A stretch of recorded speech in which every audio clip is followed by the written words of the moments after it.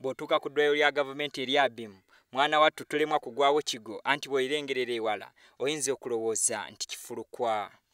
Naye si bwe guli, eddwaliro lino liweereza abantu b'omu disitulikiti eno n'ebitundu ebirinaanyeewo naye kyokka nga liri mu matongo. Abasawo baalidduka dda nga n'abalwadde bennyini abaali baweereddwa ebitanda abamu baakwatamu dda ebyanguwa. Bw'oyingira mu waadi kikuggwako anti emifaliso gyayulikayulika dda ng'ate tegimala balwadde. The mattresses sent Obote first brought the mattresses in the hospital up to now. If you go by now, I need you to witness if you can go there. Eddwaliro lino litonnya nga n'oluusi abalwadde enkuba ebakuba. Bw'oba ow'emmeme entono oyinza okulemererwa anti kazambi ayanjala mu ddwaliro lino olw'emidumu egyazibikira edda. Embeera bw'eti yeewaliriza abakyala abazaala okulyamuka nga bagamba nti si kulwa bandifuna endwadde endala. I better deliver in my house which I can sweep, I can smear than going to get more diseases from the hospital.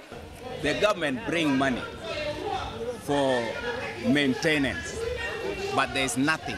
Like toilets, you know, there if you go up to now, you go to X-ray section, is not working.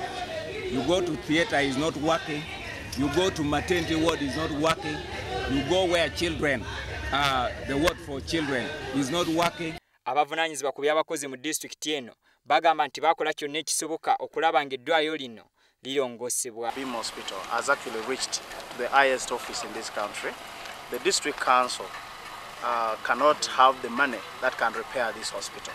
It was in the work plan by Minister of Health to be revamped, renovated and equipped with state-of-the-art machines. And I'm sure it is in the second phase it will be worked on properly once and for all.